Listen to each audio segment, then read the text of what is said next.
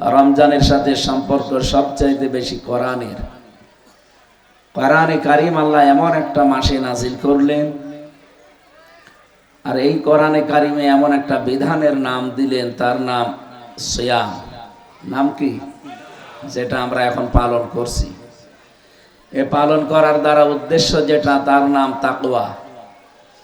আপনি সিরিয়াল হিসাবে মিলিয়ে দেখেন, রমজান, কোরআন, সিয়াম, তাকওয়া একটার সাথে আরেকটা অঙ্গাঅঙ্গি ভাবে জড়িত। রমজান আল্লাহ কোরআনে কারিম দিয়েছেন, ঠিক আছে। এই রমজান মাসে সিয়াম পালন করা লাগবে কেন? এখনো তো 12টা মাস ছিল।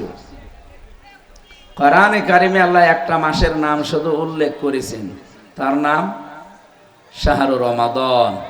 তাছাড়া বাকি 11টা মাসের নাম আপনি কোরআনে পাবেন না। হ্যাঁ, একবার 12 মাসের নাম আল্লাহ সূরা তাওবার ভেতরে দিয়েছেন, ইন্না ইদ্দাতাশ শুহুরি ইনদাল্লাহি 12 শাহরান ফি কিতাবিল্লাহ। আল্লাহ বলেন, আমি আসমান জমিন যেদিন তৈরি করি, ওই দিন আমার কিতাবের ভেতরে 12টা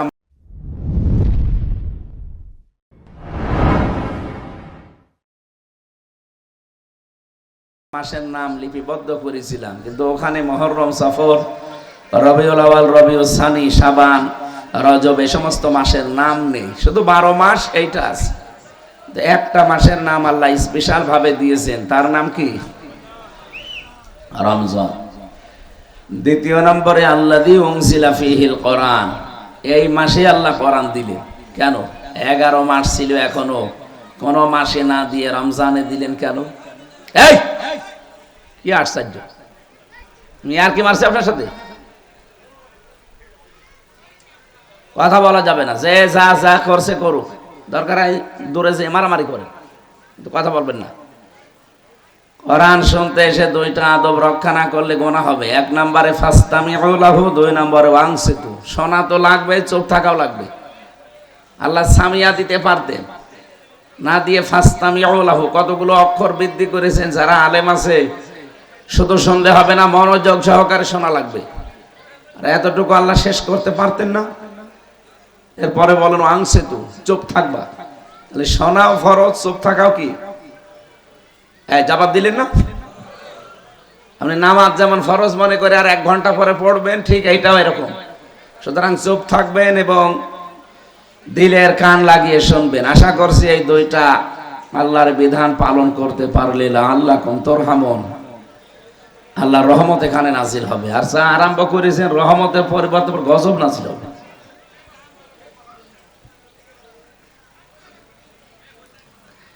দেড় হাজার বছর আগে আল্লাহ রাব্বুল আলামিন কোরআনে কারিম নাজিল করলেন রমজান মাসে। রমজান মানে পুড়িয়ে ফেলা, ভস্ম করে দেওয়া, শেষ করা, নিঃশেষ করা, ধ্বংস করা, অনেক অর্থ আছে। জ্বালিয়ে দেওয়া। এখন আমার প্রশ্ন, আল্লাহ রমজানে কোরআন নাজিল করলেন, এরপরে রমজানের মর্যাদা, মূল্য এত বেড়েছে। এ মাসে এখন একটা সওয়াবের কাজ করলে ওই 11 মাসে 70টা সওয়াবের কাজ করলে সেই পরিমাণ সওয়াব হয়। এত কেন? 1500 বছর আগে রমজান ছিল না দুনিয়ায়? কথা বলো না কেন? এই মর্যাদাটা ছিল না। এই আয়াত দ্বারা প্রমাণ হয়, যার কারণে মর্যাদা, তার নাম কোরআন। এই জন্য আমরা আজ এখান থেকে দূরে সরার কারণে তামাম দুনিয়া হারিয়ে ফেলেছি। আবার যদি পৃথিবীর উপরে উঠতে হয়, মা আনজালনা আলাইকাল কোরআনা লিতাশকা। হে নবী, কোরআন আমি এই জন্য দেইনি যে আপনি অপমান হবেন, মার খাবেন। আজ ফিলিস্তিনে যেভাবে মার খাচ্ছে, ভারতে যেভাবে মার খাচ্ছে মুসলমান সহ বিশ্বের সব জায়গায়, এই একমাত্র কারণ কোরআন আমরা ছেড়ে দিয়েছি। তাছাড়া আল্লাহর কথা তো মিথ্যা হওয়া সম্ভব না। কোরআন আমি এই জন্য দেইনি যে আপনি মার খাবেন, অথচ কম বেশি আমাদের কাছে যাদেরই কোরআন আছে তারাই মার খায় দুনিয়ায়। তাহলে আল্লাহর কথা কি মিথ্যা? অবশ্যই কোরআন যেভাবে থাকা দরকার, কোরআনের ভেতর থেকে যে সমস্ত নিয়ম নীতিগুলো নেওয়া দরকার, ওইগুলো আমরা নিতে পারি নাই। তার ভেতরে একটা দিয়েছেন আল্লাহ, 3 নাম্বার যেটা বললাম, সিয়াম। কি বললাম? আপনি দেখেন, সিয়াম কিন্তু রমজানই আল্লাহ দিয়েছেন, যে মাসে কোরআন দিলেন। বাকি 11 মাসে কিন্তু সিয়াম এইভাবে ফরজ করে দেননি। আমাদের পূর্বে যে সমস্ত নবীগুলো তারা এই পৃথিবী ছেড়ে চলে গেছেন, তাদের উম্মতের উপরেও রোজা ফরজ ছিল। কামা কুতিবা আলাল্লাযীনা মিন ক্বাবলিকুম, এই আয়াত অনুযায়ী প্রত্যেক নবীর উম্মতের উপরে রোজা ফরজ ছিল। তাদের সিস্টেম ছিল আলাদা। হযরত ইব্রাহিম আলাইহিস সালাম তিনি রোজা রাখতেন আয়ামে বীজের 3 দিন, প্রত্যেক মাসে, চন্দ্র মাসে 13, 14, 15 তারিখে। হযরত মুসা নবীও রোজা রাখতেন, হযরত ঈসা নবীও রোজা রাখতেন। এই পৃথিবীতে সবচাইতে বেশি রোজা রেখেছিলেন হযরত নূহ আলাইহিস সালাম। শুধু বছরে 2টা দিন বাদ দিয়ে 363 দিন তিনি একাধারে রোজা রাখতেন। দাউদ আলাইহিস সালাম রোজা রাখতেন একদিন পরে একদিন, তার মানে বছরে প্রায় 6 মাস। হযরতে মরিয়ম রোজা রাখতেন, কিন্তু তার রোজার উদ্দেশ্য ছিল সব করা যাবে, কথা বলা যাবে না। কথা বুঝতেছেন? ফাশারাত ইলাই ক্বালু কাইফা নুকাল্লিমু মান কানা ফিল মাহদি সাবিয়্যা। তার এই সন্তান ভূমিষ্ঠ হওয়ার পরে ইহুদিরা তাকে জিজ্ঞাসা করেছিল যে সন্তান কোথায় পেলেন। হযরতে মারিয়াম আলাইহিস সালাম তার সন্তান ঈসা আলাইহিস সালাম তার দিকে ইঙ্গিত দিয়ে বলেছিলেন একে জিজ্ঞাসা করেন। ওরা জিজ্ঞাসা করবো মানে তো দল নাই, এতটুকু বাচ্চা কথা বলবে কি করে? আজ তামাম পৃথিবীতে 270 কোটির উপরে খ্রিস্টান। আপনারা আজ ইহুদিদেরকে সাহায্য করছেন পৃথিবীর মুসলমান নিশ্চিহ্ন করার জন্য, বিশেষ করে গাজায়, ফিলিস্তিনে। আপনারা জানেন, আপনারা যারা নবী মনে করেন হযরত ঈসা, যিশু, সেই নবীর মাকে কলঙ্কিত করার জন্য সবচাইতে বেশি ভূমিকা পালন করেছিল ইহুদিরা। এই অভিশপ্ত জাতি আজ আপনাদের সাহায্য নিয়ে তামাম দুনিয়ার মুসলমান নামে একটা জাতি, তাদেরকে বিলীন করার চেষ্টায় আছে। যারা আপনার নবীকে, আপনার নবীর মাকে, একটু তাড়াতাড়ি করেন, গুরুত্বপূর্ণ সময় করেন, চলে গেল।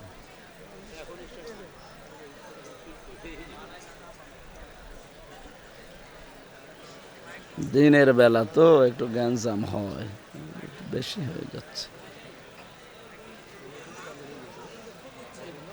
এই কি করে ওখানে একজন বসিয়ে রাখেন, দেন দেন। আলহামদুলিল্লাহ,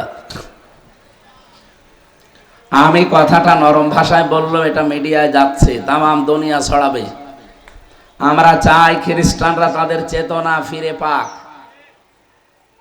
আপনাদের নবী বলে যাদেরকে আপনারা বিশ্বাস করেন, যে হযরত ঈসা নবী, যিশু, যাই বলেন, মারিয়াম আলাইহিস সালামকে আল্লাহ তৃতীয়বাদ যারা বিশ্বাস করে, তাদের দ্বারাও তো উচিত এই অভিশপ্ত জাতি যারা মারিয়াম আলাইহিস সালামকে কলঙ্কিত করার জন্য উঠে পড়ে লেগেছিল, এমনকি হযরত ঈসাকে তারা হত্যার কথাও প্রচার করে যে আমরা তাকে মেরে ফেলেছি, তাদেরকে সাহায্য করতে গিয়ে মুসলমানদের বিপক্ষে পৃথিবী সব কিছুকে আপনারা বিপক্ষে নিয়ে যাচ্ছেন। আশা করব খ্রিস্টানেরা এই অভিশপ্ত নিকৃষ্ট জাতি ইহুদিদেরকে যেন আর সাহায্য না করে, তাদের চেতনা যেন তারা ফিরে পায়। হযরতে ঈসা দোলনার ভেতর থেকে তিনি জবাব দিয়েছিলেন, ক্বালা ইন্নী আবদুল্লাহ আতানিয়াল কিতাবা ওয়া জাআলানি নাবিয়্যা ওয়া জাআলানি মুবারাকান আইনামা কুনতু ওয়া আওসানি বিস-সালাতি ওয়াজ-যাকাত মা দুমতু হাইয়্যা, ইলা আখিরি আয়াত। হযরত ঈসা দোলনা থেকে তিনি জবাব দিলেন, আমি অবৈধ সন্তান না, আমি জারজ সন্তান না, আমি আল্লাহর বান্দা, আমি আল্লাহ। আতানিয়াল কিতাব, আল্লাহ আমাকে কিতাব দিয়েছেন, ওয়াজআলানি নাবিয়্যা, এবং এ জামানার নবী করে পাঠিয়েছেন, ওয়াজআলানি মুবারাকান আইনামা কুনতু, আমি যেখানেই থাকবো না কেন ওই জায়গাটা আল্লাহ বরকত দিয়ে ভরে দেবেন। মা দুমতু হাইয়া, আমি যতদিন হায়াতে বেঁচে আছি পুরা জীবনটাই আমার বরকতপূর্ণ, বরকতময়। বলেন সুবহানাল্লাহ।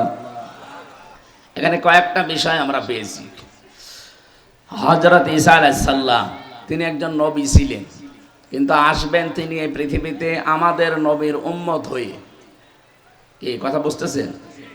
যদিও ইহুদিরা এটা উল্টিয়ে তামাম পৃথিবীকে ধোঁকা দিয়ে বোকা বানিয়ে তাদের কিতাব তাওরাতে, যদিও তাদের কিতাবে তাওরাত এখন আসলটা নেই, ওরা সব মন মতো পাল্টিয়ে ওলট পালট করে এটা পরিবর্তন করে ফেলেছে। তাওরাতের, ইনজিলের, জাব্বুরের দায়িত্ব আল্লাহ নিয়েছেন? নাইনি। শুধু একটা কিতাবের দায়িত্ব আল্লাহ নিজে নিয়েছেন, এজন্য এর রদবদল হয় না আর হবে না ইলা ইয়াউমিল কিয়ামা। ইন্না নাহনু নাযালনা যিকরা ওয়া ইন্না লাহু লাহাফিজুন। আমি এখান থেকে যত কিছু নিয়ে প্রমাণ করতে চাই, আজ পৃথিবীর খ্রিস্টানদেরকে বলবো আপনারা ইহুদিদের সাহায্য করা বন্ধ করেন, নয়তো আপনারাও এদের মতো ঘৃণিত, নিন্দিত, অভিশপ্ত হয়ে যাবেন। আপনাদের সাপোর্ট পেয়ে মাত্র 80 লাখের মতো এই ইহুদি, এ পৃথিবীর নিকৃষ্ট অভিশপ্ত জাতি, পৃথিবীর উৎকৃষ্ট জাতি যারা মুসলিম, কুনতুম খায়রা উম্মাতিন উখরিজাত লিন-নাস, তোমরাই শ্রেষ্ঠ জাতি, তোমাদেরকে আমি মানুষের কল্যাণের জন্য বের করেছি। সেই জাতি মুসলিম, তাদেরকে আজ ধ্বংস করার জন্য যা আরম্ভ করেছে, পৃথিবীর ইতিহাস তারা অলরেডি পাল্টিয়ে ফেলেছে। মুসাফির অবস্থায়, রোজাদার অবস্থায়, মজলুম অবস্থায় এবং অসুস্থ অবস্থায় আছে। হাজারো মুসলিম এবং রোজাদারদের নিয়ে দোয়া করছি, আল্লাহ এই ইসরায়েলকে পৃথিবীর মানচিত্র থেকে তুমি গায়েব করে দাও। বলেন আমিন। কাবা শরীফে এ দোয়া হচ্ছে। কাবা শরীফে এতদিন এ দোয়া হয়নি, অথচ এখন বেতেরের নামাজে দেখবেন প্রতিদিন প্রায় 8-10 মিনিট, 11-12 মিনিট, 15 মিনিট পর্যন্ত কাবার ইমাম শায়েখ আব্দুর রহমান সুদাইসি রহমতুল্লাহ কি হাফিজাহুল্লাহ উনি দোয়া করছে, আল্লাহ ইসরায়েলকে মাটির সাথে মিশিয়ে দাও, ভরাট করে দাও, তুমি ফিলিস্তিনের মুসলমানদেরকে বাঁচাও, হামে ওয়া নাসির হয়ে যাও, সাহায্যকারী হয়ে যাও। কি অবস্থায় আছে ওই মানুষগুলো, নিজেকে একটু দাঁড় করান তো। আপনার ভেতরে যদি এখান থেকে কোনো উস বিষ না আসে, একটু মায়া মহব্বত মমতা না আসে, এতদিন এটা আসতো না। ভারতে মুসলমানদের ওপর অত্যাচার হলে 15.5 বছরে আমরা দেখেছি যারা দায়িত্বে ছিল, এরা করা দূরের কথা, কিছু করলে বলতো ওটা ভারতের ইস্যু, বাংলাদেশে ওটা নিয়ে কিছু করা যাবে না। এ কথা বলেছিল অবৈধ একজন আইজিপি, কি নাম, বেনজির, একটু সন্ধি বিচ্ছেদ করেন, বেনজির। ওর নজির পৃথিবীতে আর নেই। এই অবৈধ সরকারকে টিকিয়ে রাখার জন্য যারা গুরুত্বপূর্ণ ভূমিকা পালন করেছিল, এই বেনজির তার ভেতরে একজন। একটা হারামি, একটা কোলাঙ্গার মানুষ, এর জন্মের মনে হয় ঠিক নেই। এই আলেমদেরকে যেভাবে গালি দিত, মুসলমানদেরকে যেভাবে হুমকি দিত, এটা তো দেওয়া সম্ভব শুধু যারো সন্তানদের দ্বারা। এখনো পর্যন্ত অনেকে যারা আলেমদেরকে গালি দেন, আলেমদেরকে উলট পালট কথা বলেন, আপনি পেছনে হাত দিয়ে দেখবেন আপনার ওইগুলো ঠিক আছে কিনা। কারণ আলেমরা কি বাবার কথা বলে? সবচাইতে বেশি ভয় পৃথিবীতে করে আল্লাহকে আলেমরা। ইন্নামা ইয়াখশাল্লাহা মিন ইবাদিহিল উলামা ইন্নাল্লাহা আজিজুন গফুর। সূরা ফাতিরের 28 নম্বর আয়াতে আছে, এই পৃথিবীতে যত আল্লাহর বান্দা আছে, সবচাইতে বেশি ভয় আল্লাহকে করে এই বান্দাদের ভেতরে আলেমরা। কারা আলেম? কারা? আমানা যুলামু মিম্মান কাতামা শাহাদাতান ইনদাহু মিনাল্লাহ। আল্লাহ পাক বলেন, অনেকে মনে করে ওইটা আলেম না, আলেম না, ওইটা বড় জালেম, যাদের কাছে আল্লাহর কিতাবের জ্ঞান আছে, কোরআনের জ্ঞান থাকার পরেও দুনিয়ার কোনো স্বার্থ পেয়ে গোপন করে রাখে। আরে 15.5 বছর এটা সবচাইতে বেশি ছিল। কত বড় বড় নামধারী আলেম নামে জালেম, জ্ঞান ছিল তাদের, শুধু পদ পদবি পাওয়ার জন্য তারা এগুলো গোপন করে জাহির করতো যে আমরাও আলেম। কি কথা বলে না কেন? মাওলানা ফরিদ উদ্দিন মাসুদ নামের আগে মাওলানা লেখা ওর জায়েজ নেই, কারণ ও মাওলানার পুরো উল্টা কাজ করে। মাওলানা রুহুল আমিন বায়তুল মাকাররমের সাবেক খতিব, এটার নামে মাওলানা লেখা ঠিক না, কারণ এই পৃথিবীর নিকৃষ্ট মানুষ এই জালেমা মহিলাকে কওমি জননী নাম দিয়েছে। এক কথা বলেন না কেন? এতটুকু গরিব যদি শেষ করতো তাও তো হয়তো, নৌকা মার্কা নিয়ে দাঁড়িয়েছে। নৌকা মার্কা নিয়ে কোনো মানুষ দাঁড়াতে পারে? কোনো কুকুর যদি দাঁড়ায় মেনে নেওয়া যায়। কুকুরের বিবেক নেই, ও দাঁড়াতে পারে। আপনি একজন মানুষ, আপনার বিবেক আছে। 15.5 বছরে আপনি দেখতে পাচ্ছেন যে দেশে ভোট হয় না, আপনি কোন কারণে নৌকা মার্কা নিয়ে দাঁড়ান? এখন অনেকে আবার দেখছে পায়তারা করছে ওই সিস্টেমে যাওয়ার জন্য। আপনিও কিন্তু ভরাট হয়ে যাবেন। নৌকা মার্কা যেমন ঘৃণিত হয়ে গেছে আজ, যারা এইভাবে রাতের ভোট দিনের আবার ডিস্টার্ব করে, দিনের ভোট রাতে করার জন্য আবার উঠে পড়ে লেগেছেন, বিভিন্ন কায়দা কৌশল খুঁজতেছেন, গোপনে গোপনে সব ভাগ বাটোয়ারা করার চেষ্টায় আছেন। আল্লাহর কসম আপনার এই মার্কাও কিন্তু ঘৃণিত হয়ে যাবে। আমি ইঙ্গিত দিলাম, আশা করছি বিবেকবান যারা, ইশারা তাদের জন্য যথেষ্ট। কারণ জ্ঞানী বোঝে ইশারা, আর গোয়ার বোঝে কিলে। এক লোক শ্বশুর বাড়ি যাচ্ছিল, রাস্তার পাশে দেখে একটা গন্ডা কাতুকুতু দিয়েছে। কোনো হাসির কোনো চিহ্ন নেই। কি গো, কাতুকুতু দিলি তো হাসি। 3 দিন পরে শ্বশুর বাড়ি থেকে ফেরার সময় দেখে হাসতেছে। কি রে গন্ডার, তোরে আমি 3 দিন আগে কাতুকুতু দিলাম আর এখন হাসিস? গন্ডার বলে, বন্ধু 3 দিন সময় লেগেছে আমার কাতুকুতু লাগতে, মানে চামড়া ভেদ করে এসে তো কাতুকুতু লাগবে, 3 দিন লেগেছে। আমার মনে হচ্ছে এখন জালেমরা চলে যাওয়ার পর এমন কিছু মানুষ আছে তাদেরও 3 দিন পরে খবর হচ্ছে যে কাতুকুতু লাগছে। তার ভেতরে চাপাই একজন আছে, ওনার কাতুকুতুই লাগে না।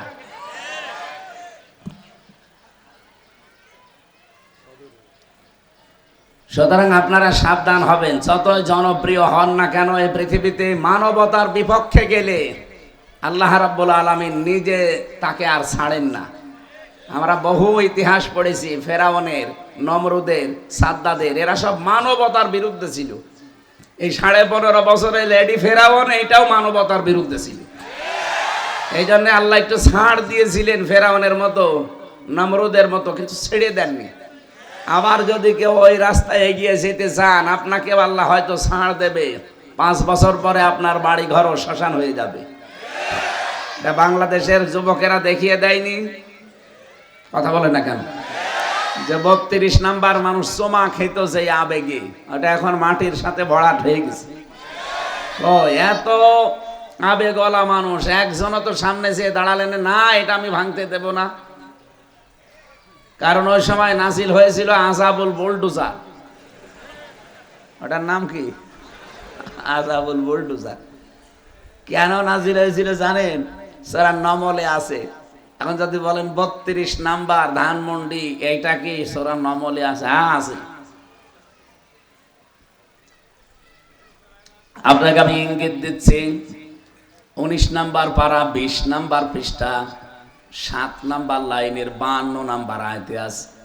আধুনিক তাফসীর দেখবেন, ঠিক ওখানে আমার মনে হয় বাংলায় লেখা থাকবে 32 নাম্বার।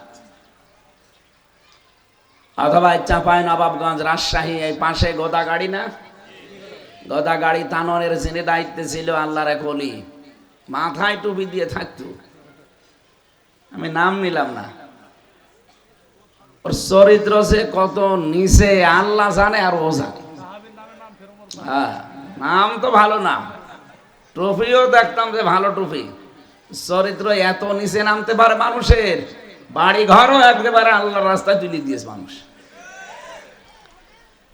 আল্লাহ পাক বলেন ফাতিলকা বুয়ুতুহুম খাবিয়াতাম বিমা যালামু।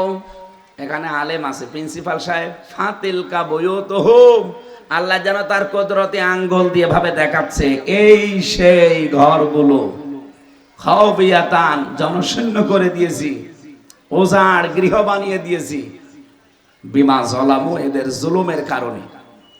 ইন্না ফি যালিকা লাআয়াতাল লিকাউমি ইয়ালামুন, অবশ্যই এর ভেতরে শিক্ষা আছে, লামে তাকিদ, যারা জ্ঞানী তাদের জন্য। আজ সারা বাংলাদেশের 630টা থানা, আপনি একটু চোখ বুলিয়ে দেখেন, আগস্টের 5 তারিখের পর থেকে একবার আযাব নাজিল হয়েছিল, আবার ফেব্রুয়ারির 5 তারিখে নতুন করে আরেকটা আযাব নাজিল হয়েছে। ওখান থেকে ববু শুধু একটু উস্কানি দেয়, আর এখানে আযাবুল বুলডোজার নাজিল হয়। আবার উস্কানি দেবেন, আবার আরেকটা আযাব নাজিল হবে। এখন তো সিটি ফোটা আছে, এবার যদি আযাব নাজিল হয়, এদেশে জালেমদের কোনো চিহ্ন থাকবে না ইনশাআল্লাহ। এই জন্য সাধু সাবধান। আপনি মনে করছেন যে চেয়ারে বসতে পারলে সব সমাধান হয়ে যাবে, সেই আগস্টের 5 তারিখের আগে হইতো, এখন আর হবে না। মানুষের মন, মাইন্ড সব সেট আপ আলাদা হয়ে গেছে। এখন কেউ যেতে চাইলে তাকে অবশ্যই জনগণের ম্যান্ডেট নিয়ে যাওয়া লাগবে, আর যদি যেতেও পারেন টিকে থাকতে পারবেন না, কারণ সারা বিশ্বের মোড়ল ছাড়া তাদেরকে অলরেডি ইসলামপন্থী যারা, তারা ক্যাপচার করে ফেলেছে। আপনি টের পাচ্ছেন কি হচ্ছে সারা বিশ্বে। আপনাদের চাঁপাইনবাবগঞ্জের আল্লাহর ওলি এবং ওনার স্ত্রী দুইজন বলে যে ইসলামপন্থী যারা এদেশে, তারা নাকি 100 ভাগের 10 ভাগ ভোটও পাবে না। ভোট হয়েছে 15 বছর, যে ভোট পাবে? পরিবেশ তৈরি করে দেন নিরপেক্ষভাবে, 100 জনের 90টা ভোট পাওয়ার কথা ইসলামপন্থীদের। জরিপ পেয়েছিলাম এই আগস্টের 5 তারিখের পর থেকে জানুয়ারি, কয় মাস হয়? August, September, October, November, December, মাত্র 5 মাস। 5 মাসেরও 5 দিন কম, কারণ আগস্টের 5 থেকে শুরু হয়েছে, আর জানুয়ারির 1 তারিখের রিপোর্ট ছিল বাংলাদেশে ইসলামপন্থী যারা, তাদের এখন রায়, ভোট, সমর্থন 100 জনের 66 জন, আর এর বাইরে যারা আছে তাদের পার্সেন্টেজ একেবারেই কম। আপনারা মানুষকে ধোঁকা দিয়ে বোকা বানাবেন, এটা কি সেই আয়ামে জাহিলিয়াত বা আওয়ামে জাহিলিয়াত পেয়েছেন? মানুষ এখন সব সচেতন হয়ে গেছে, এই কথা বলেন না কেন? এই জন্য ওরা জানে যে আমাদের অবস্থান কোন জায়গায়। এই জন্য ধোঁকা দিয়ে বোকা বানিয়ে একটু চিল্লিয়ে পাল্লিয়ে মানুষকে যতটুকু একটু বাগে রাখা যায় এই চেষ্টায় আছে, কিন্তু মানুষ এখন আর ওই পাগল নেই, অত পাগল কলিমউদ্দিন না। ও আমার ড্রাইভারের নাম আবার কলিমউদ্দিন, ও আবার মনে করে না হুজুর আমারে ডাকছে। আমরা কি কলিমউদ্দিনের মতো পাগল আছি? আর আমরা এখন সচেতন হয়ে গেছি। তামাম পৃথিবীর মোড়ল যারা, তাদেরকেও আমরা সচেতন হওয়ার জন্য বলছি, আপনারা সচেতন হবেন। সিয়াম আমাদের কাছে এসেছিল রমজানুল মোবারকে, আমাদের সব কিছু জ্বালিয়ে পুড়িয়ে নিঃশেষ ছারখার শেষ করার জন্য, কিন্তু আমরা ওই পর্যায়ে এখনো যেতে পারিনি। আমি প্রিন্সিপাল সহ যারা আলেম আছে তাদেরকে একটা প্রশ্ন করছি, আমরা আছি সিয়াম না সওম? সিয়াম। সিয়ামের দ্বারা সওম উদ্দেশ্য, কারণ হাদিসের ভাষায় আপনি পাবেন আসিয়ামু লি ওয়া আনা আজজি বিহি, এরকম হাদিস আছে স্যার? না, নেই। আসিয়ামু লি কোন জায়গায় আছে? আসসাওমু লি আছে। আসসাওম আর সিয়ামের ভেতরে পার্থক্য কি? সিয়াম ধারাবাহিকভাবে আসতে থাকে, এটা কন্টিনিউ ইবাদত, একটার পর একটা আসবে। এই জন্য তো বিভিন্ন নবীদের উদাহরণ দিলাম, তারা প্রত্যেকে এভাবে রোজা রেখেছিল, তাদের সিস্টেম আলাদা ছিল। 1 বছরে তাদের 1 মাসে 1 সপ্তাহে রোজা আসতেই থাকতো। আমার কথা বুঝতেছেন? কন্টিনিউ যেটা আসে ধারাবাহিকভাবে, তার নাম সিয়াম, আমরা যেটা আছি। কিন্তু সিয়ামের দ্বারা সওম আপনাকে পালন করা লাগে।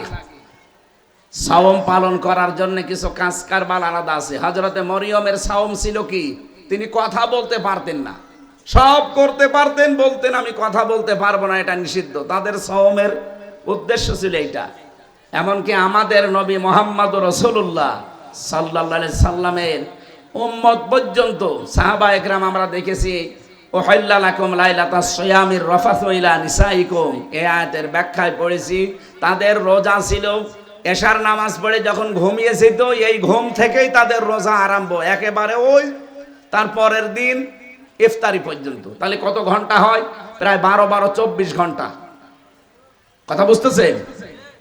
এক সাহাবীর জন্য হযরতে কায়েস রাদিয়াল্লাহু তাআলা আনহু, তার জন্য আয়াতটা নাজিল হয়েছিল। তিনি স্ত্রী সহবাস করে ফেলেছিলেন। সাহাবী রাসূলের কাছে জিজ্ঞাসা করলেন, আমি তো এই কাজ করে ফেলেছি রোজা রাখা অবস্থায়। তারপরে আল্লাহ যে সেহরির যে নিয়ম নীতি এটা দিলেন। তাছাড়া এর আগে কিন্তু সিয়ামের যে বিস্তৃতি ছিল, ওই যে এশার নামাজ পড়ে যখন ঘুমিয়ে যাবে ওই থেকে তার রোজা শুরু। আমার মনে হয় ওইটা যদি থাকতো আমরা অনেকে এরকম রোজা এখন রাখতে পারতাম না। 24 ঘন্টা না খেয়ে থাকা অনেক কঠিন ব্যাপার না? আল্লাহ রাব্বুল আলামিন এই যে সিয়াম, বিশেষ করে সেহরি খাওয়ার মাধ্যমে যে নিয়ম নীতিটা আমাদেরকে দিলেন, সুম্মা আতিম্মুস সিয়ামা ইলাল লাইল, তোমরা পূর্ণ করো রোজাকে রাত পর্যন্ত। এই নিয়মটা দেওয়ার পরে এটা আমাদের কাছে সহজ হয়ে গেছে। কিন্তু সিয়ামকে সাওম হিসাবে যদি পরিগণিত করতে হয়, 4টা বিষয় থেকে আপনাকে বিরত থাকা লাগবে। আর এই 4টা বিষয় যাদের ভেতরে পুঙ্খানুপুঙ্খানু পাওয়া যাবে তার হবে সাওম। আর এর জন্য হাদিসে কুদসি আস-সাওমু লি ওয়া আনা আজজি বিহি, রোজা আমার জন্য, রোজার পুরস্কার আমি নিজে দেব অথবা আমি নিজেই তার পুরস্কার হয়ে যাব। ওয়া আনা আজজি বিহি। এবার আসেন তো 4টা বিষয় আমাদের ভেতরে আছে কিনা আমি একটু টাচ দেই। এই ছেলে, এটা কি ডাকো, বসেন। আমারে এখানে বক্তব্য দিয়ে উনি চলে যাচ্ছে। চলে গেলে আপনাকে এখানে বসিয়ে দেব। এই এদিকে তাকান, আপনি হাত তুলে আছেন কেন? এই যে সাদা টুপি,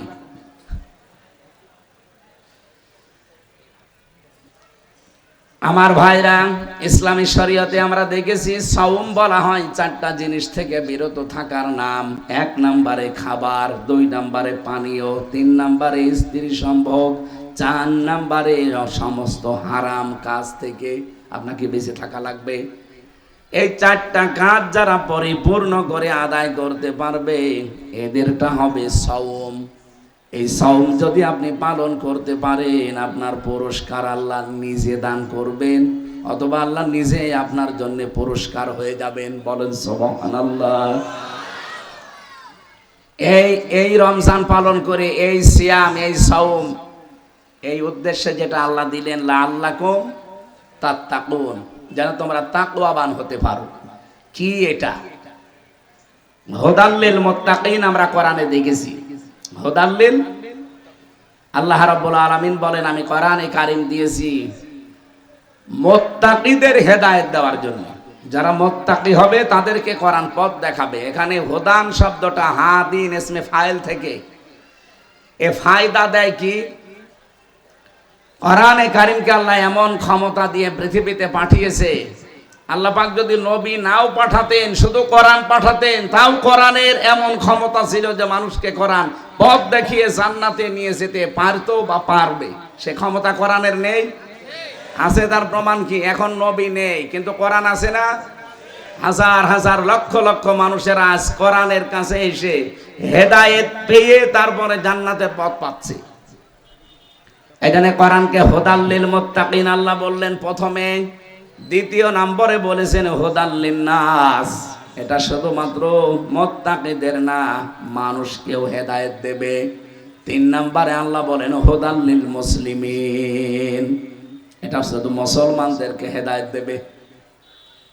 যারা একটু জ্ঞান রাখেন, লেখাপড়া করার অভ্যাস আছে, তাদেরকে বলছি আল্লাহর কথা কিন্তু 3 রকম হয়ে গেছে অলরেডি। প্রথমে বললেন আমি হেদায়েত দিতে পারি কোরআন দিয়ে মুত্তাকিদের। দ্বিতীয় বললেন হুদাল লিন্নাস, এটা মানুষকে হেদায়েত দেওয়ার জন্য পাঠালাম। 3 নম্বরে বললেন আমি মুসলমানদেরকে হেদায়েত দিতে পাঠালাম। বলেন তো আল্লাহর কোন কথাটা আপনি নিতে পারেন? 3 রকম হয়ে যাচ্ছে। অথচ কোরআনে কারিমে আল্লাহ নিজেই জানিয়েছেন আলাউ কানা মিন ইনদি গায়রিল্লাহি লাওয়াজাদু ফীহি ইখতিলাফান কাসীরা। এ কোরআনে এমন কোন বিধান আমি দেইনি যে একটার সাথে আরেকটার মিল নেই, না, এমন কোন বিধান কোরআনে নেই। অথচ 3 রকম আয়াত পেলাম শুধু কোরআন নাজিল করার উদ্দেশ্য। এর ভেতরে এক করা লাগবে। তাফসিরে ফি জিলালিল কোরআনে মুফাসসির বলেন আল্লাহ পাক হুদাল লিন্নাস বলেছেন, এইটাও ঠিক আছে। হুদাল্লিল মুত্তাকিন বলেছেন, এইটাও ঠিক আছে। হুদাল্লিল মুসলিমিন বলেছেন, এইটাও ঠিক আছে। এই গুরুত্বপূর্ণ বিষয়, আপনি না শুনলে বুঝবেন না। এদিকে তাকান। জায়গা আছে বসা।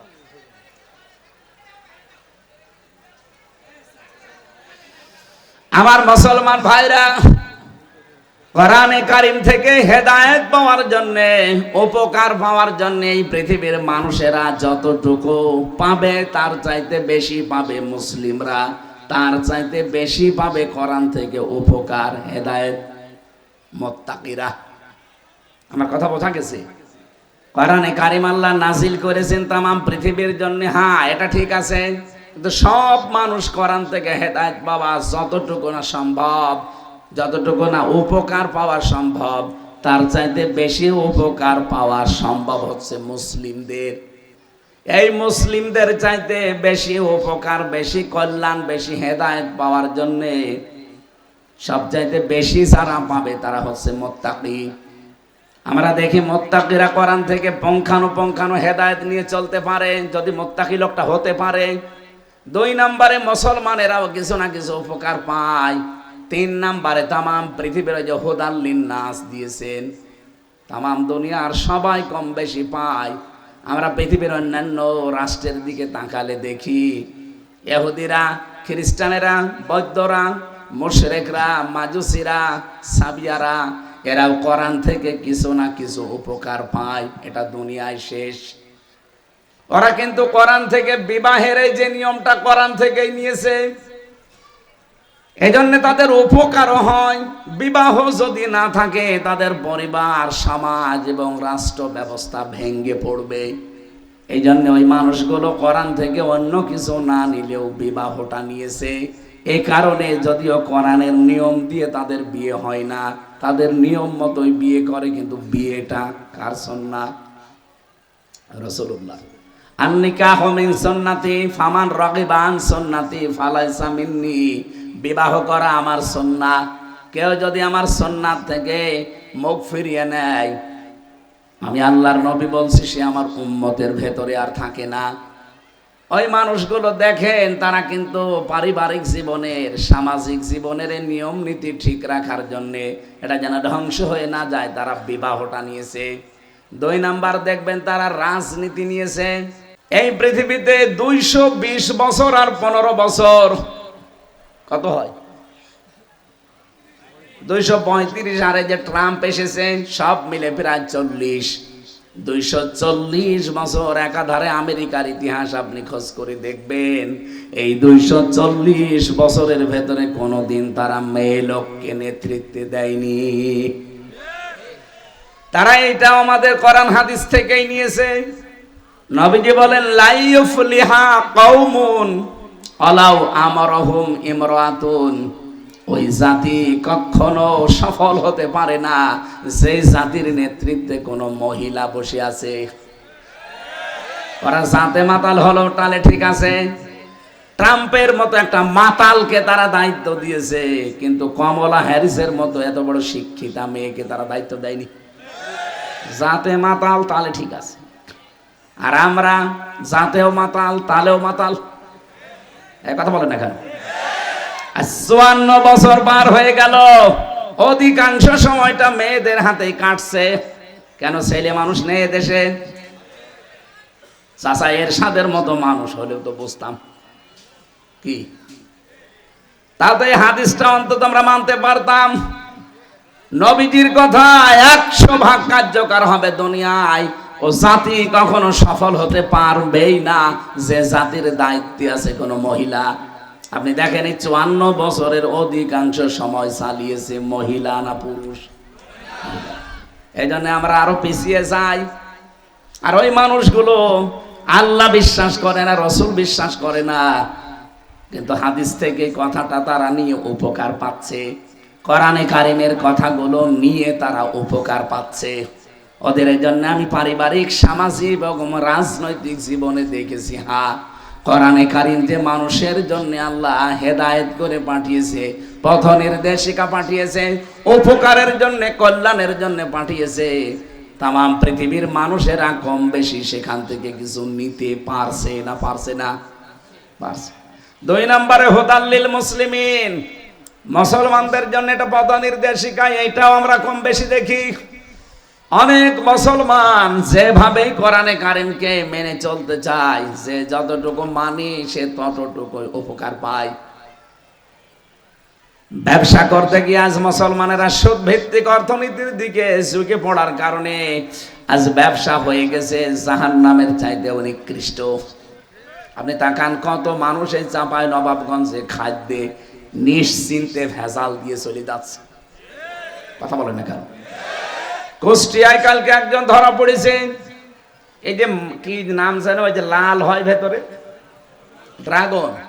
ড্রাগন তো এমনি লাল, পেকে গেলে এমনি লাল হয়। দেখলাম ওইটার ভেতরে সুই দিয়ে, ইনজেকশন দিয়ে, ফরমালিন দিয়ে এমন লাল করছে, মনে হয় আসমান থেকে কেবল নাজিল হয়েছে। ধরা পড়ার পরে দেখলাম পিটাচ্ছে ধরে। খাদ্যে ভেজাল দেওয়া, ব্যবসায় ফরমালিন দেওয়া, ঔষধ দেওয়া, এটা উপকার আনতে মানুষকে হত্যা করার শামিল। কি এটা যদি বাংলাদেশে আমরা কন্ট্রোল করতে পারতাম, এত ঔষধ আমাদের খাওয়া লাগতো না, এত অসুস্থ আমরা থাকতাম না। এই 3 বছর আমি জেলে থাকাকালীন যে ভেজাল খাবার ওরা আমারে খাওয়িয়েছে, কারণ এর ভেতরে তো ভালো খাবার পাঠায় না, শুধু তেলাপিয়া আর পাঙ্গাস, কাইল খাস। ওই 2 দিন আগে নিয়ে এসে রাখে বরফ দিয়ে, সেইটা রান্না করে দেয়। ও ছাতা এমনি আমি তেলাপিয়া আর ওই পাঙ্গাস খাই না, কিন্তু বাধ্য হয়ে 3 বছর খাওয়া লেগেছে। ওখানে 10,000 মানুষের রান্না একাধারে। বলেন কেমন রান্নার মানে স্বাদ হওয়ার কথা? ঘাটের পানি তো ভালো, তার চাইতেও মনে হয় যে কোনো স্বাদ গন্ধ কিছুই নেই। এই জন্য শরীরটা গেছে এই নষ্ট হয়ে। এখন আস্তে আস্তে স্বাভাবিক হতে হতে আরো সময় লাগবে। যে মালয়েশিয়ায় মাওলানা হোসাইন সাহেব আমি ছিলাম 10 দিন, আমি 3-4 দিন এসেছি। এই 10 দিনে আমার একদিনও কাশিও হয়। এত পরিষ্কার পরিচ্ছন্ন খাবারের মান তাদের, এমন জায়গায়।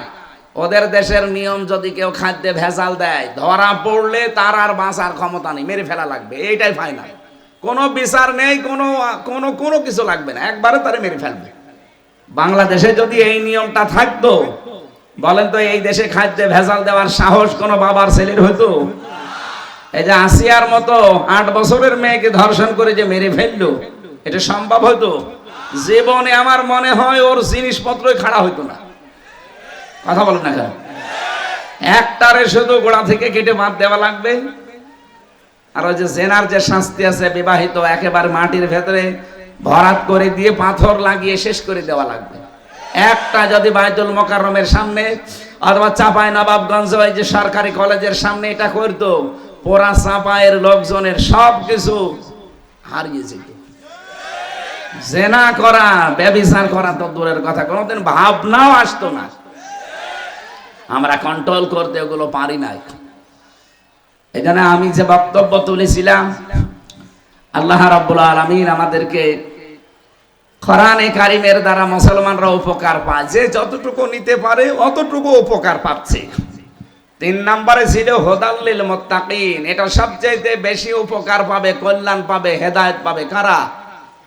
মুত্তাকি। বলেন মুত্তাকি কি জিনিস? এটা কি খাওয়া লাগে না দোকানে কিনতে পাওয়া যায়? আমি একটা নতুন তথ্য বলছি আজকে, আপনি এর আগে শুনেছেন কিনা আমি জানি না। এই খুব ভালো করে মিলাবেন। আপনার ভেতরে যদি তাকওয়া এই রমজানে পয়দা না হয়, আল্লাহর কসম, রমজানের রোজা কবুল তো হওয়া দূরের কথা, আরো যে বিষয়গুলো আল্লাহ দিতে চান, প্রায় 27টা বিষয় আল্লাহ দিতে চান, একটাও আপনি পাবেন না। হযরতে আলীকে একবার জিজ্ঞাসা করা হয়েছিল আবু দারদা কর্তৃক। উনি জিজ্ঞাসা করলেন, খলিফাতুল মুসলিমিন, আপনি তো আমাদের খলিফা, বলেন তো তাকওয়া কাকে বলে? তিনি 4টা বিষয় তুলে ধরলেন, যার ভেতরে 4টা বিষয় পাওয়া যাবে সে যেন মনে করে আমার ভেতরে তাকওয়া আছে। 1 নম্বরে আল খাউফু মিনাল জালিল, আল্লাহকে যেভাবে না দেখে বিশ্বাস করো, না দেখে ঠিক ওইভাবে ভয় করবা। কি কথা বুঝতেছেন? আমরা কেউ আল্লাহকে দেখেছি তো বিশ্বাস? আরো জোরে বলেন। বিশ্বাস যেভাবে করে থাকি ঠিক এইভাবে আপনাকে আল্লাহকে না দেখে ওইভাবেই ভয় করা লাগবে। 2 নম্বরে আল আমালু বিত-তানজিল, কোরআনের আমল যদি আপনার জীবনে থাকে আপনি বুঝবেন আপনার তাকওয়া আছে। 3 নম্বরে আল কিনায়াতু বিল কলিল, অল্পে তুষ্ট থাকার মন তৈরি করা। এইটা আজ পৃথিবীর মানুষের নেই, বিশেষ করে বাংলাদেশে নেই। অল্পে যে তুষ্ট থাকা লাগবে এটা নেই। এই কারণে আমাদের তাকওয়া মান, যে মান যাওয়া দরকার ওই মানে যাচ্ছে না। 4 নাম্বার আল ইস্তি'দাদু লিয়াউমির রাহিম, আখিরাতের পুঁজি তৈরি করার জন্য সচেষ্ট থাকবেন। কয়টা বললাম? আরো জোরে বলেন। আপনি এবার মিলান তো এই 4টার কোনটা আছে আপনার ভেতরে। আমি আর একটা তথ্য বলছি, এবার একটা একটু ভালো করে মনে রাখবেন। কোন মানুষ যদি বলে যে আমি হেদায়েত পেতে চাই, আমি হেদায়েতের একটা লিমিট বা একটা পর্যায়ে উঠতে চাই, হেদায়েতের কয়েকটা লিমিট আছে। এদিকে তাকান, কোরআন যে আপনাকে হেদায়েত দেবে, আপনি যে আল্লাহর কাছে হেদায়েত পেয়ে মুত্তাকি হওয়ার মাধ্যমে সবচাইতে বড় সম্মানিত হবেন। পৃথিবীর মানুষকে আল্লাহ বিভিন্ন দল বিদল গোত্র দেশ বিদেশে ভাষা আলাদা আলাদা দিয়ে এইটা মানুষের সম্মান বাড়ানোর কারণ না। ইয়া আইয়ুহান নাস ইন্না খলাকনাকুম মিন যাকারি ওয়া উনসা ওয়া জাআলনাকুম শুউবা ওয়া ক্বাবাইলা লিতাআরাফু, হে মানব মণ্ডলী, অবশ্যই আমি আল্লাহ তোমাদেরকে একজন পুরুষ একজন নারী থেকে বানিয়েছি। পরস্পরকে পরিচিত করার জন্য বিভিন্ন ভাষা, বিভিন্ন দেশ, বিভিন্ন গোত্র, বিভিন্ন এলাকায় ছড়িয়ে দিয়েছি। আমারে দিয়েছে কুষ্টিয়ায়, আপনাকে দিয়েছে চাপাই, আরেকজনকে দিয়েছে মালয়েশিয়া, আরেকজনকে দিয়েছে আমেরিকা। মানুষ আমরা সব কয়জন থেকে বলেন বলেন। এইটার দ্বারা কেউ আমেরিকায় থাকলে তার সম্মান বাড়বে, চাপায় থাকলে তার সম্মান কমে যাবে, কুষ্টিয়ায় থাকলে তার দামই নেই না, এইটা কোনো বিষয় না। এই পরিচিত হওয়া অপরিচিত হওয়া, এক একটা জায়গায় বাস করা, কবিলা গোত্রে দেশে ভাষা নিয়ে বাস করা, এটা কোনো ম্যাটার বিষয় না। ম্যাটার বিষয় হচ্ছে আপনার ভেতরে আল্লাহর ভয় আছে কিনা। হযরতে বেলাল, হযরতে মাহজা, হযরতে লোকমান হাকিম, এই 3 জনের জীবনী পড়ে দেখেছি। এত বড় কালো মানুষ দুনিয়াতে আল্লাহ পাঠাননি আর পাঠাবেনও না, অথচ তাদের অন্তর ছিল ধবধবে সাদা। আর বাংলাদেশে সালমান এফ রহমান এত ফর্সা, মাথার চুল থেকে পায়ের চটি পর্যন্ত ফর্সা সাদা, কিন্তু ভেতরে ছিল পুরা কালো। 36,000 কোটি টাকা চুরি করেছে। এক কথা বলছেন কেন? হযরতে বেলাল, হযরতে মাহজা, হযরতে লোকমান হাকিমের কাছে এই সালমান এফ রহমান দরবেশ বাবা কি, এর যতই ফর্সা হোক, ওর সব যদি ফর্সা থাকে, আমি বাকিটা না নাই বললাম, ওর যদি সব ফর্সা থাকে, মাথার চুল থেকে শুরু করে পায়ের চটি পর্যন্ত তো ফর্সা দেখলাম, এমনকি ভেতরেও যদি ফর্সা থাকে, তারপরও হযরতে বেলালের মতো মর্যাদা ওর আছে। মর্যাদা কিসে? ভয়ে। কিসে? আল্লাহ বলেন ইন্না আকরামাকুম ইনদাল্লাহি আতকাকুম, তোমাদের ভেতরে সবচাইতে সম্মানিত, আকরামাকুম সুপারলেটিভ ডিগ্রি দিয়েছেন আল্লাহ, সবচাইতে বেশি সম্মানিত ওই মানুষটা যার ভেতরে তাকওয়া আছে। এখন তাকওয়ার লেভেল কোন জায়গায় এইটা দেখা লাগবে। আমি তাকওয়ার জন্য শর্ত বললাম কয়টা? না আপনারা শুনছেন না। কয়টা বললাম বলেন তো? বলেন, একটা একটা করে বলেন।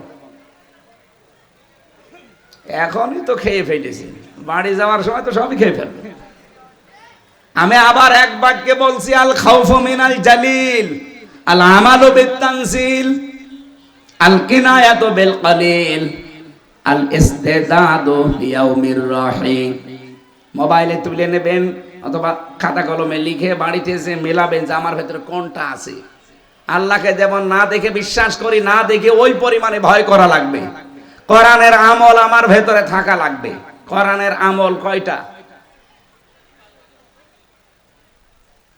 এই যে হাত তুলেছে একজন, এই নাকি এমনি এরকম কোন করছে? এই কোরআনের আমল কয়টা বলেন? এই খালি এদিকে তাকিয়েছেন, বলেন কোরআনের আমল কয়টা? হ্যাঁ,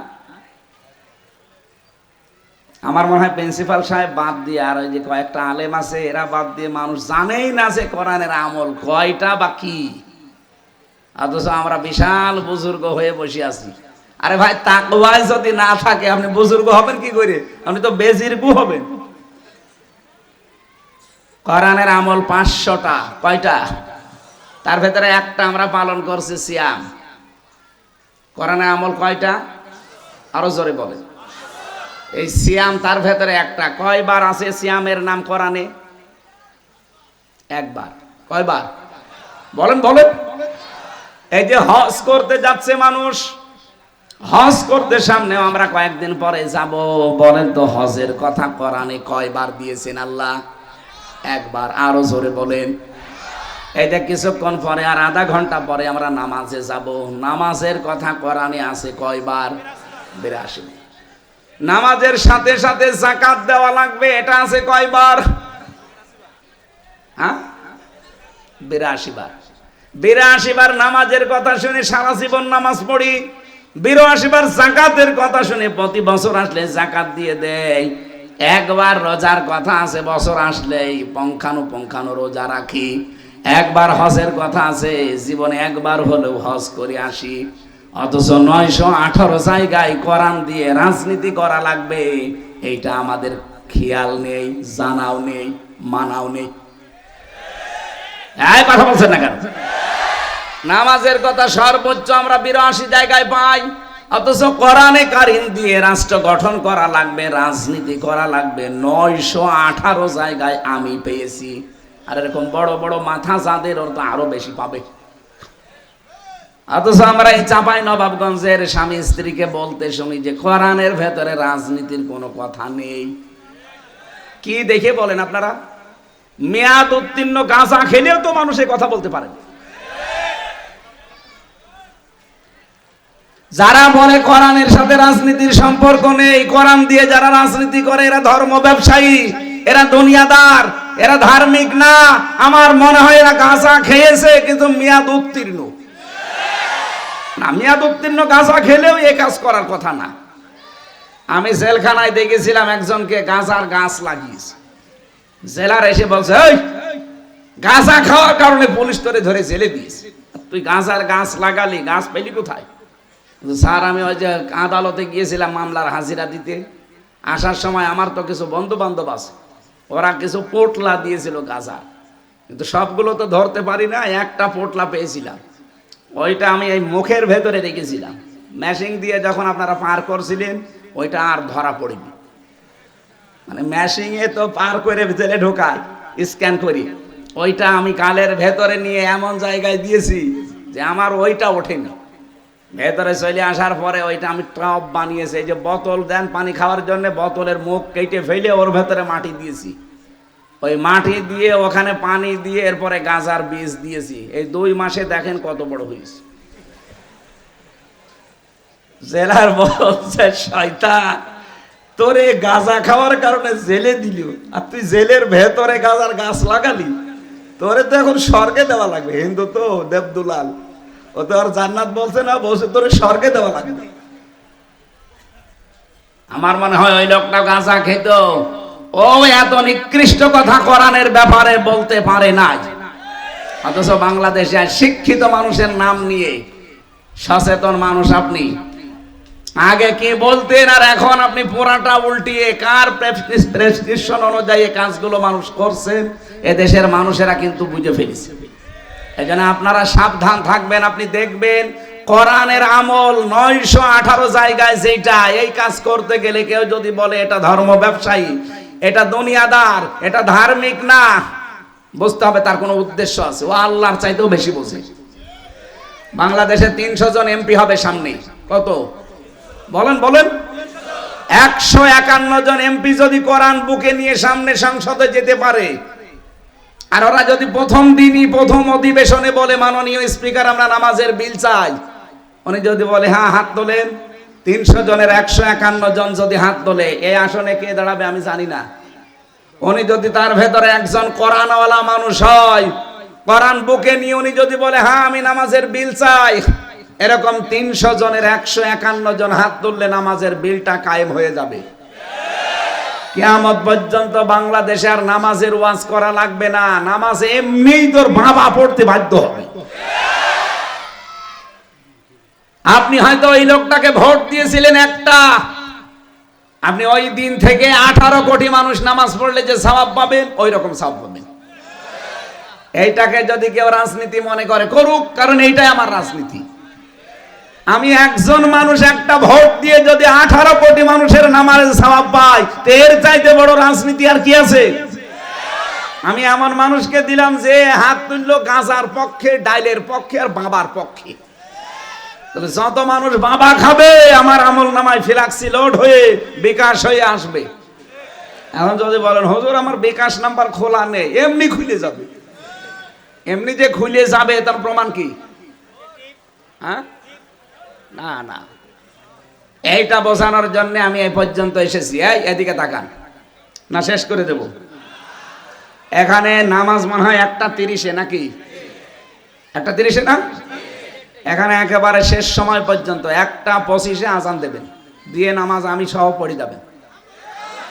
না শেষ করে দিতে বললে আমি শেষ করে দিচ্ছি, কিন্তু কথা এখন আমার শেষ হয়নি। তো এই আয়াতটা পুরা 9টা পয়েন্ট আছে, আমরা শেষ করবো একটা একটা করে ধারাবাহিক ভাবে। আর আমি নিজে আরো 6টা জুড়েছি, 9 আর 6 কত হয়? 15টা বিষয় বলবো। 15টা বলতে যদি আধা ঘন্টা লাগে, থাকবেন তো? হ্যাঁ থাকেন।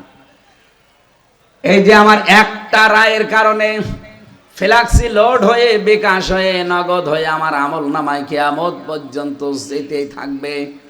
মাওলানা হোসাইন দেখি যেখানে কথা বলে খালি সাদগায়ে জারিয়ার কথা বলে, কারণ ওর তো টাকা লাগবে, তো টাকা তোলে শুধু।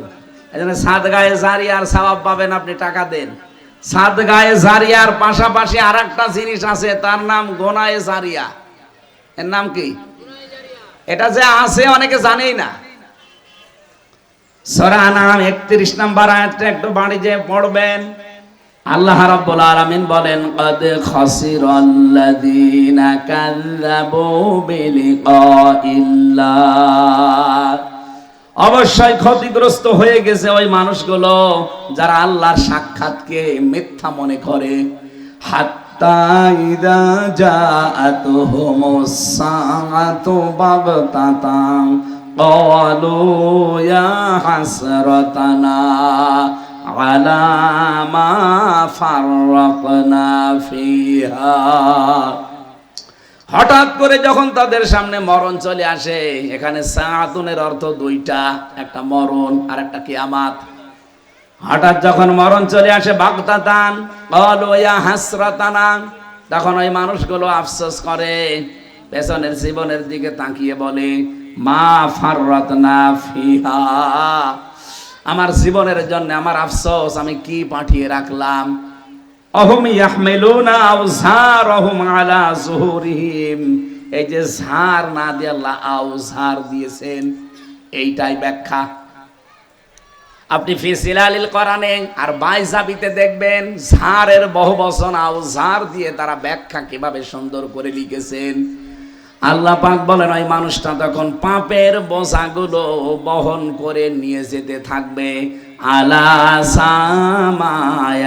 সামায়াসিরুন, ফেরেশতারা দেখে বলবে কত নিকৃষ্ট বোঝা লোকটা বহন করে নিয়ে যাচ্ছে। বলেন নাউজুবিল্লাহ। এবার আসেন আমি আয়াতের ব্যাখ্যায় যাচ্ছি। এই ওঠাউঠি করেন কেন? বসেন বসেন। আপনারা নিজেরা বললেন 25 পর্যন্ত আলোচনা করেন। এদিকে তাকান।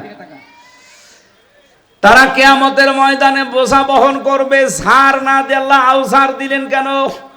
আমার এখন 33 বছর বয়স, 92 সাল থেকে এই 2025 পর্যন্ত কত হয়? 33। এই 33 বছরে আমার যত অপরাধ হয়েছে, যত পাপ হয়েছে, এই পাপগুলো বোঝা বেঁধে যদি আমার পিঠের উপর আল্লাহ চাপিয়ে দেয়, আমার বিচার শেষ নাকি? হ্যাঁ না, মানে কি? আমার 33 বছরের যত গোনাহ একটা বোঝা বেঁধে আল্লাহ আমার পিঠের উপরে দিয়ে দিল, বিচার শেষ। কিন্তু ঝাড় দিতে পারতেন, আওজার দিলেন কেন? আউজার দেওয়ার কারণ হচ্ছে আমি 33 বছর বয়সে যে গোনাগুলো করেছিলাম মরে গেলাম, কিন্তু এমন এমন কাজের আঞ্জাম আমি দুনিয়ায় দিয়েছি যে আমি মরে গেলেও কাজগুলোর রেশ কাটেনি। কি আমি সিনেমা হল বানালাম, আমি মরে গেছি, সিনেমা হল মরে গেছে? বলেন বলেন। আমি মরে গেলাম, আমি একটা ব্যাংক বানিয়েছি, সুদের ব্যাংক, আমি তো মরে চলে গেলাম কিন্তু ব্যাংক তো বন্ধ হয়নি। যতদিন সুদ চলবে ফিলাক্সি লোড হয়ে আমার আমল নামায় ওই গোনা যেতে থাকবে। আমার গোনা ছিল 33 বছর এক বোঝা, আর কিয়ামত আসতে আসতে আমার বোঝা হয়ে যাবে 1000 বোঝা। কথা বলেন না কেন? এমন একটা ছাত্র সংগঠন আমি তৈরি করে গেলাম যারা 100টা মেয়েকে ধর্ষণ করার পরে মিষ্টি বিলোতন করে। এরকম ছাত্র সংগঠন দেশে নেই, যাদেরকে সরকার নিষিদ্ধ করে দিয়েছে। আরো আগে নিষিদ্ধ করা ভালো ছিল, পরে করেছে তাও ভালো। এরা 100টা মেয়েকে ধর্ষণ করার পরে সেঞ্চুরি করেছে, এই জন্য মিষ্টি বিলায়। এখন যারা এই ছাত্র সংগঠন কায়েম করেছিল, বানিয়েছিল, তারা তো কবরে মরে পড়ে আছে, পটল তুলেছে কত বছর আগে, কিন্তু এরা তো মরে যায়নি। এক কথা বলে না কেন? এরা সারা দেশে 180 মাইল বেগে ধর্ষণ চালাচ্ছে, 180 মাইল বেগে টেন্ডারবাজি, চাঁদাবাজি, ছিনতাই, রাহাজানি। নাকি এগুলো বন্ধ হয়ে গেছে? এইগুলো যারা করেন, যারা এই দলটা বানিয়েছিলেন, আপনি হয়তো মরে গেছেন, কিন্তু আপনার তৈরি করা ছাত্র সংগঠন, যুব সংগঠন, আরো মুরব্বী সংগঠন, যত দল আছে সব কিন্তু চালাচ্ছে একেবারে 180 মাইল বেগে। আপনি হয়তো 50 বছর 54 বছরে মরে গেছেন, একটা বোঝা পাপ ছিল আপনার। কিয়ামত আসতে আসতে আপনার পাপের বোঝা কতটা হবে আপনি টের পাচ্ছেন? এবার আপনি নিজে ভাবেন, এই যে আউসার আল্লাহ দিয়েছেন এমনি দেয়নি। আমার মনে হয় আয়াতের বাংলা বললে আপনি এখন বুঝে ফেলেছেন যে আল্লাহ কাকে বলতে চায়। আমিও হতে পারি যদি আমি এরকম কিছু করে যাই। কি কথা বলেন না কেন? আমি মারা গেলাম, আমার সম্পদ ডান হাত বাম হাত নেই, বাবা শাহজালাল সব হালাল, এইভাবে বিশাল 10 বিঘা থেকে 100 বিঘা করে তুই আমি মরে গেলাম, কিন্তু আমার বউ, আমার মেয়ে, আমার ছেলে, ওরা তো বসে নেই, ওরা তো ওইগুলো দিয়ে আরো অবৈধ কাজ করে, আর ওগুলো সব ফ্ল্যাক্সি লোড হয়ে আমার আমল নামায় আসতে থাকে। একদিকে এগুলো উপায় করার অপরাধ, আর 2 নাম্বার এখন অবৈধ কাজে ব্যয় হওয়ার আরেকটা অপরাধ। এরকম পাগল দেশে আছে না নেই? আরে বর্ডার এলাকায় তো আরো বেশি। এখান তো সব আল্লাহর রাস্তায় জিনিস আসে। কথা বলে না কেন? আমি কি স্যারের ব্যাখ্যা স্যার যেটা বললাম বোঝাতে পেরেছি নাকি আর একবার বলা লাগবে? আলহামদুলিল্লাহ আপনারা বুঝেছেন আমি জানি, আর একটু ভালো করে দরকার শুনে নিবেন। এবার আমি যে তবকা গুলো আছে, যে 6টা তবকা না থাকলে আপনার ভেতরে আল্লাহ তাকওয়া কোন পর্যায়ে এসেছে আপনি বুঝতে পারবেন না। আমি এগুলো নোট করেছি, আপনাকে বলছি। 1 নম্বরে আপনাকে হকের অনুসন্ধান করা লাগবে। কি বললাম? পৃথিবীতে আজ যত দল থাক, হক দল অবশ্যই আছে না নেই? বলেন বলেন, কোনটা?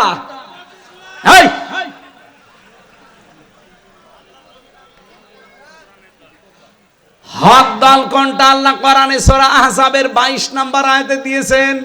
এইটার সাথে যাদের এই বাংলাদেশে মিল আছে, আল্লাহর কোরআনের ভাষায় তারা হক দল।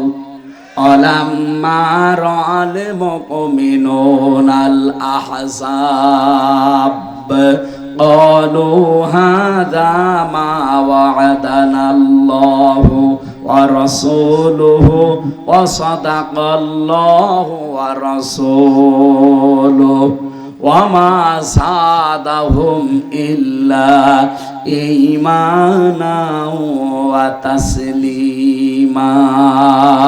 বলেন আল্লাহু আকবার। ইমাম ইবনে তাইমিয়া আয়াতের ব্যাখ্যা আমি দেখেছি, উনি জানিয়েছেন, হে পৃথিবীর মুসলমানেরা, তোমরা হক দল কোনটা যদি চিনতে নাও পারো, তোমরা দেখবা জালেমরা কোন দলকে টার্গেট করে, ওই দলটাই হক দল। ইসলামের আলোকে, কোরআনের আলোকে সামনে এগিয়ে নেওয়ার জন্য একদল চেষ্টা করবে। ওই দলকে বাধা দেওয়ার জন্য আপনি যখন দেখবেন যে ওই দলকে বাধা দেওয়ার জন্য অনেক দল উঠে পড়ে লেগেছে, আপনি বুঝবেন ওইটা হক পথে আছে। বাংলাদেশে আজ প্রায় ৭৩টার উপরে প্রায় ৪৮টা নিবন্ধিত দল, আর একটা দল নিবন্ধিত ছিল, ওরা অবৈধভাবে এটাকে নষ্ট করে দিয়েছে। বাংলাদেশ জামাত ইসলামী, এটা হলে ৪৯টা হবে, আর আমরা আশা করবো এটা অতি শীঘ্র যেন ফেরত দেওয়া হয়। হ্যাঁ, কথা বলেন না কেন? এটাও তো নিবন্ধিত ছিল, এরাও দাড়ি পাল্লা নিয়ে পাশ করেছে, এমপি হয়েছে, মেম্বার হয়েছে, উপজেলা চেয়ারম্যান হয়েছে, মেয়র হয়েছে, হয়নি? চাঁপাই নবাবগঞ্জেও ছিল। কথা বলছে না কেন? অথচ সে মার্কাকে ওরা অবৈধ ঘোষণা দিয়েছে নিজেদের বানানো আদালতের মাধ্যমে। আমরা চাই ৪৮টা যেমন আছে, এই দলটাকেও দিয়ে তার হারানো জিনিস ফেরত দিয়ে ৪৯টা হোক। সব মিলে দেশে প্রায় ৭৩টার উপরে রাজনৈতিক দল কাজ করছে। আপনি দেখেন সব দলের টার্গেট কিন্তু শুধুমাত্র ইসলাম ঠেকাও। সবার টার্গেটে একটা। কেন এখনো এত হাজার হাজার দল এই দেশে মানুষ করে, শ দল আছে, কোন দলের উপরে তো কারো টার্গেট নেই। তাহলে হক অনুসন্ধান করা লাগবে আপনাকে। কোন দল হক হক কথা বলে, হক পথে চলে, আপনি যখন হকের অনুসন্ধানে থাকবেন। এটার আমি তথ্য পেয়েছি সূরা আনামের ৭৫ নম্বর আয়াতে। ওই যে আমাদের জাতির পিতা ইব্রাহিম আলাইহিস সালাম, তিনি হক অনুসন্ধান করছিলেন। কি আপনারা জানেন না? ফালাম্মা জান্না আলাইহিল লাইলু রাআ কাওকাবা, এখান থেকে একেবারে ৮০ নাম্বার আয়াত পর্যন্ত। আমি বিস্তারিত তথ্যগুলো বলতে পারছি না। ২ নম্বরে হক যদি পেয়ে যান, আপনাকে হক কবুল করা লাগবে, গ্রহণ করা লাগবে। ৩ নম্বরে হক শুধু গ্রহণ করলে হবে না, এটা প্রচার করা লাগবে। ৪ নম্বরে হক শুধু প্রচার করলে হবে না, হকের উপরে দৃঢ় থাকা লাগবে। হকের উপরে দৃঢ় থাকলে ৩টা পুরস্কার আল্লাহ দান করে। এটা সূরা হামিম সেজদার ৩০ নম্বর আয়াতে আছে। ৫ নম্বরে হক শুধু দৃঢ় থাকাই না, হককে কায়েম করার জন্য একতাবদ্ধ হওয়া লাগবে। আর ১৩ নম্বর আয়াতে আপনি পাবেন আনাকিমুদ্দিন ওয়ালা তাতাফাররাকু ফি। এ পৃথিবীতে হককে কায়েম করার জন্য আল্লাহ সব নবীকে আদেশ দিয়েছিলেন কম বেশি। ৬ নম্বরে হক কায়েম হলে এটাকে অবশ্যই আপনাকে সাহায্য করা লাগবে। বাংলাদেশে একটা পরিবেশ আল্লাহ তৈরি করে দিয়েছে, সামনে যদি এদেশে হক কায়েম হয়, এ হককে টিকিয়ে রাখার জন্য সাহায্য করতে আমরা রাজি আছি না? সে সময় তো এসে গেছে, কই আমরা তো এখন রাজি দেখছি না, আরো পেছিয়ে যাচ্ছে অনেকে। এই পরিবেশটা যে আল্লাহ তৈরি করে দিলেন, এটাকে টিকিয়ে রাখার জন্য চেষ্টা করা লাগবে। এর দ্বারা যেন আল্লাহ পাক এই জমিনে তার হকটা অবশ্যই প্রতিষ্ঠিত করে দেন, আর আমরা যেন পাহারাদার হয়ে যেতে পারি। বলেন আমিন।